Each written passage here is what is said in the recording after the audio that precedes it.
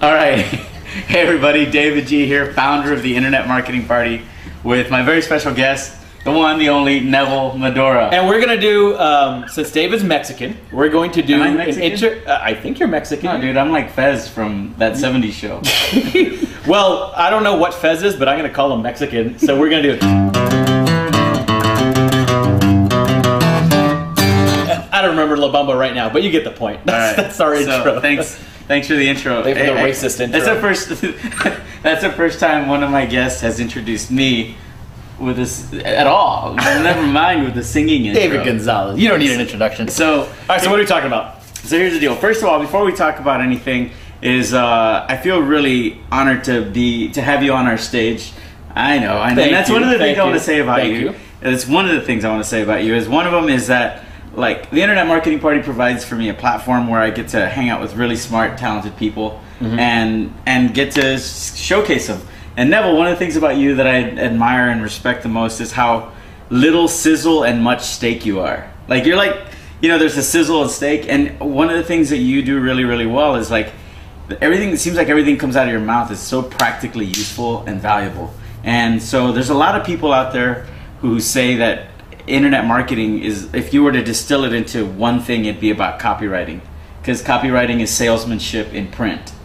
And so there's a lot of people that talk about copywriting, and a lot of people that study it, and some people that do okay with it. But of all the people that I've ever known, you're the one who's, I think, the most successful. And you've got to see the progression of it too. Yeah. You were there the day my copywriting career started, actually. Yeah, yeah. And I, believe it or not, I have some other things that I've seen you do that are really cool, like that have influenced me. Like, I want to brag about this. Since January the 1st of this year, every single day with only 4 exceptions, I've made my bed first thing in the morning. My bed is made in there right now. Yeah, Neville inspired me that. We're here in Neville's. I stole it from Gary Halbert.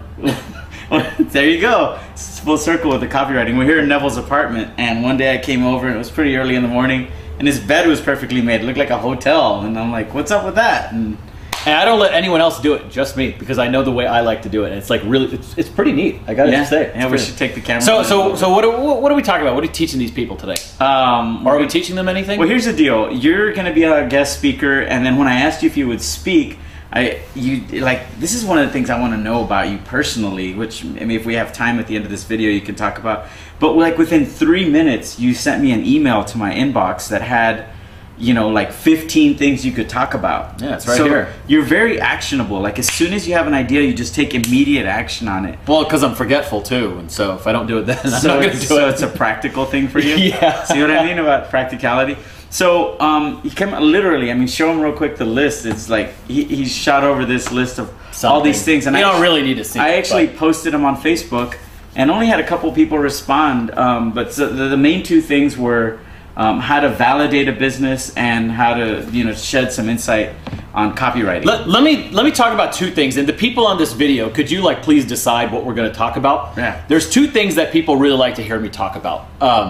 It's the copywriting stuff, and then validating businesses. And validating business is before you start a business and buy business cards and making a business plan and form an LLC. Wait, hold on. Real quick. Crap. In case there's anybody out there who doesn't know that much about you, yeah, because sometimes I kind of say, like, he's one of the reasons AppSumo has gotten so big. I don't know if Noah would be pissed off at me saying that. Oh, he knows it. You know it. But like, tell folks a little bit. I mean, in your own words, how copywriting has made you the man you are today. I mean, because you've... Well, there's a little company called AppSumo, appsumo.com. And we originally started by Noah Kagan, actually within this apartment. He used to come here and work all the time. And he would send out like a daily deal for tech nerds, basically. Like Groupon for tech nerds. A deal, and it was like 50,000 people or so at the time, which is pretty large. And he would send out this like really crappy email like, hey, we have 50% off grasshopper.com for a year. Like that was the email. That was the whole thing. And I remember learning copywriting at the time and had some success with it already. And I said, no, let me try to take a crack at this. So he gave me this deal that was really specific. It was like for font designers. I didn't even know any font designers, but I could put my mind in the place of a font designer. And I wrote this really long 3-page piece of copy. but it was really good for font designers, but no one else. So I even said, like, unless Times New Roman and Verdana give you a boner, like, stop reading this. There's some like ridiculous thing I wrote at the time. Right. And because of that, everyone read it. But the deal just exploded out of nowhere. And so I didn't make any money at the time, but Noah made a lot. He was like, wow, okay, let's do this again. Let's do this again. And so we did it again and again and again. For the longest time, I was the guy who wrote copy for all the AppSumo deals.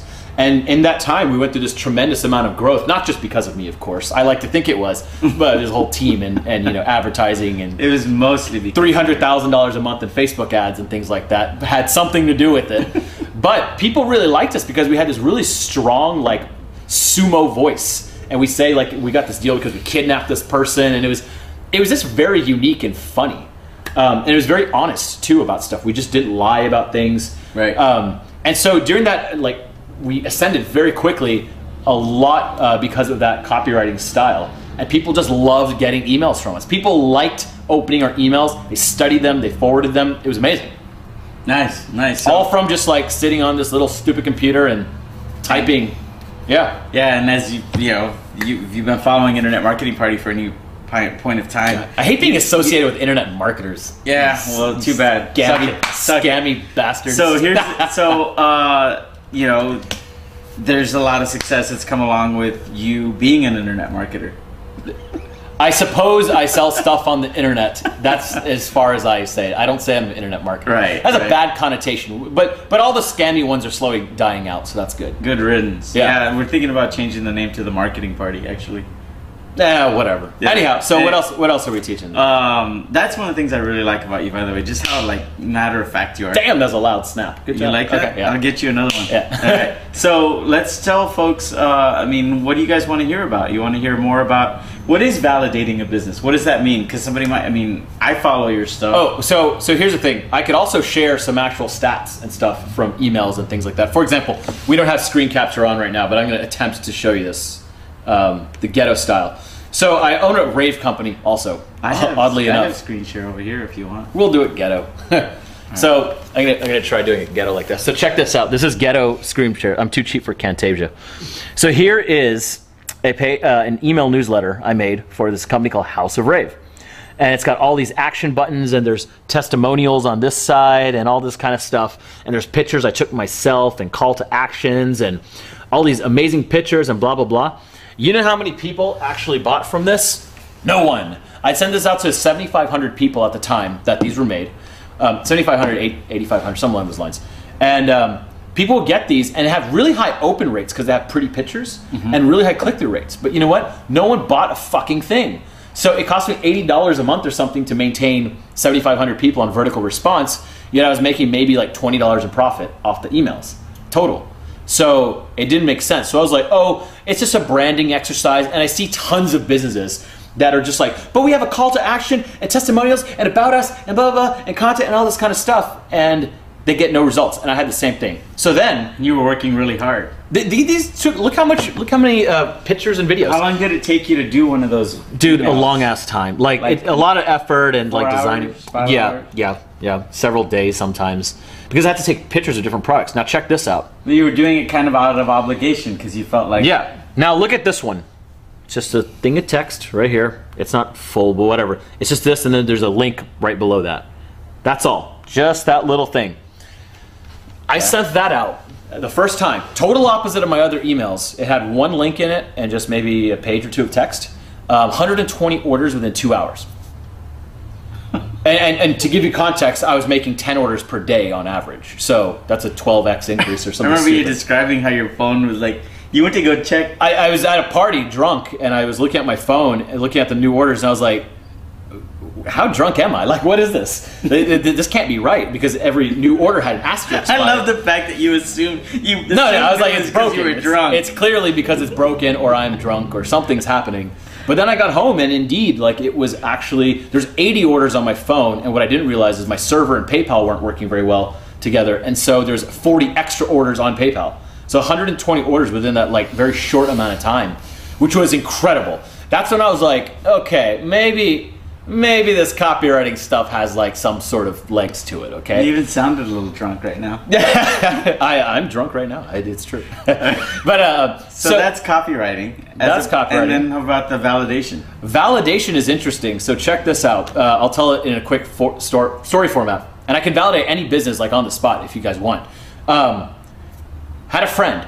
And he bought like an expensive DSLR camera, like $1,700, and realized that he only uses it like once every 2 weeks. So he's like, let me rent it out to people and start a camera rental company. So he started like looking up camerarental.austin.com and camera rental ATX or some bullshit like that. Then he was gonna make a website out of it. Then he was gonna like learn WordPress to make a website. Then write blog articles about renting cameras, and like, this is how people think. Like, it seems funny, but this is how people think. Did he think about maybe going to get funding? Close to it, because he was like, I need to buy more cameras, so I need to get extra money. And I was like, oh my God. And then he was just like, I need to get an LLC corporation. I was like, okay, wait, stop. You can get a good deal on billboards now too. I was like, stop. Let's not spend any money. Let's not spend any time. And let's actually see if people even want this stuff, okay? Because most people will go into a business thinking like, no one else is doing it, so it must be a huge opportunity. But usually no one else is doing it because no one else wants that service. So what I did is, in about 30 minutes or less, showing him, I made this ad. Here you go. Ghetto Camtasia again. Here it is. Canon 7D for rent. This is the same camera the professionals use for photos. Pick up from Austin, call this number to blah, blah, blah. And I changed his number over here, of course. So in case you didn't see it, that's what it was. Thanks, Neville. And we posted this on Craigslist. I posted it, sometime in the evening. Within 17 hours, he called me and he was like, dude, I rented out the camera. And I almost forgot that I did that for him. And he's like, I was like, what? He's like, someone called and asked to rent the camera, and I just said it was 75 bucks per day, and they rented it.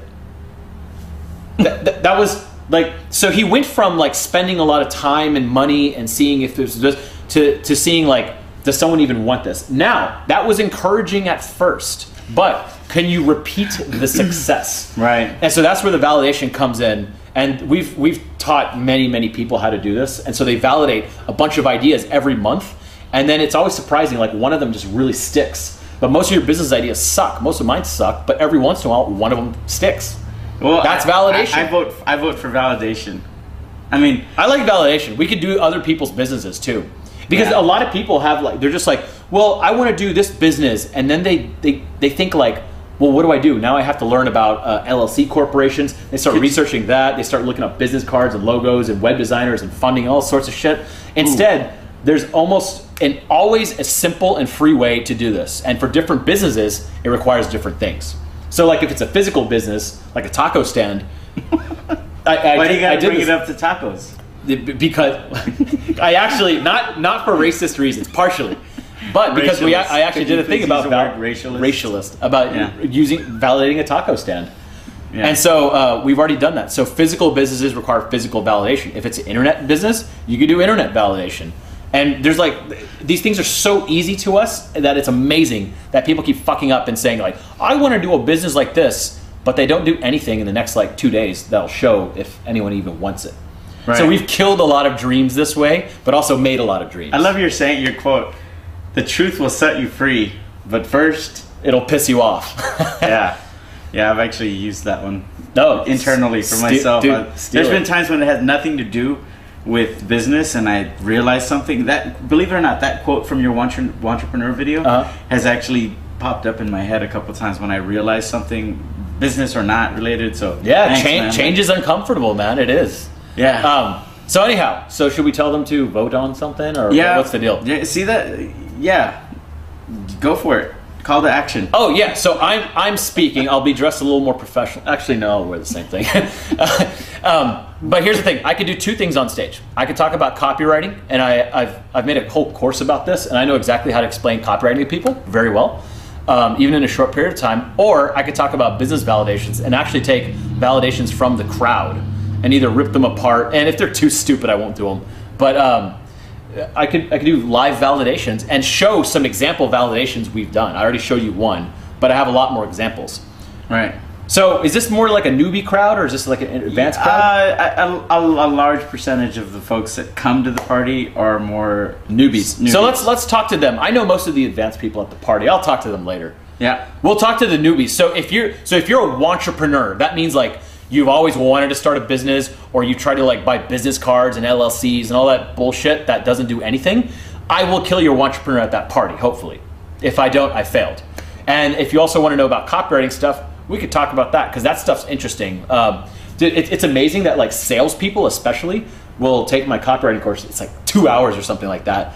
And they'll be like, dude, I'm making like 4 times as much money now. And it's because the simple like mindset change and things like that is so powerful. Why don't let's end this on vote for what you want me to talk about. And if you vote now, I could actually prepare stuff. So I want to make this like the best damn internet marketing party ever. I don't care who spoke before. Fuck him. Actually, it was Ryan Levesque. He's my friend, but still, fuck him. I want to beat him. Ryan's one of the reasons, right? Screw him. He's dead to me now. I'm gonna beat him. So we're gonna make like this one of the best ones. And so I want to pull stats and show you real examples, insider stuff like that. So if you want the copywriting, let me know. If you want the entrepreneur stuff, let me know. Let's speak to people right now, because I think we're gonna end up with a entrepreneur right now. Who, if somebody's listening and they're thinking to themselves, oh, well, I wanna speak to coaches and authors, or I wanna do this. I wanna do that. Like, what's the most blatant, blunt way you can say, you right now, here's what this talk is gonna do for you? First of all, if you present an idea, like let's roll with that. Let's roll with that. I get a lot of people that come to me at the party and they go, I've been thinking about getting into affiliate marketing, and my brother-in-law is really into guns, and so I was thinking maybe I could start a blog. Oh my god. Okay. So you're talking about this is like you're talking about bottom of the barrel hopeless, and I have several recommendations in terms of like books and things I'll have them read. I give people 2 start off things and a 3rd one if they actually finish those. So for those people, I tell them to first read that, because they are really behind the scene. Like they're really hopeless sometimes. Right. But there are a lot of people at the internet marketing party that I met that they kind of have a business that they kind of want to go into. Like, I want to do dog training and I bought a website for it. I can tune that and I can show like, okay, I'll show you how to find that idea and show you what to sell. So are you supposed to sell information products or real products, or have a drop shipping business? Or is it better for you to just start a YouTube channel and sell affiliate link stuff? I'll go through all that kind of stuff. So many ways to do business. Yeah. There's so many different ways, and I don't think people are stupid. I think it's just they just don't know. They get overwhelmed with all the choices. So that's why most entrepreneurs are entrepreneurs. They're like, well, yeah, affiliate marketing, and I like dogs, and how do I make money? It's like, what? Dude, hold on. You don't have any of the tools first. A 1-minute story, real quick. I started my rave company, House of Rave, a long time ago, and it's always made money despite like gross neglect. And the funny thing is, the reason I started that, people were like, well, did you think of the idea first? I was like, no, that was like not even a piece of the equation. I first started playing around with like e-commerce software. So you go to BigCommerce or Volusion, sign up for their free trials, and you could just make sample stores, like, I don't know, put cat pictures on there, whatever. Just learn how to do it. But then whenever you come up with an idea that, oh, I want to sell thermoses, or whatever the hell it is, then you could easily go like, oh, okay, I know what to do. Boop, boop, boop, boop. And within a day, you have a store. So most of these entrepreneur people, they try to find an idea first without ever learning the fucking tools. Like if Mark Zuckerberg had the idea for Facebook or FaceMash, whatever it was called, but didn't know how to program, that never would have happened, right? So I'll tell people where to go to start their whole career off like that. So the perfect person to come to the party is someone who's got ideas, and has nothing to show for it, no money. They're the perfect person to listen to the speech. Now, if you're like intermediate, or you're like on my level or higher, go upstairs and drink and don't bother everyone else. All right, that way we don't have to shut you up. Come to the party so you can network, but for my particular speech, I'm going to be focusing on the entrepreneur aspect or the copywriting, mainly for the beginner people. We'll try to make it like that, because that's the big bulk of it, right? Yeah. Sounds good. Cool. Good job, man. Good job. Vote below or leave a comment so I can get stats and all that kind of junk. Smoke signals work too. Is that because I'm Indian? Cool. Not that kind of Indian.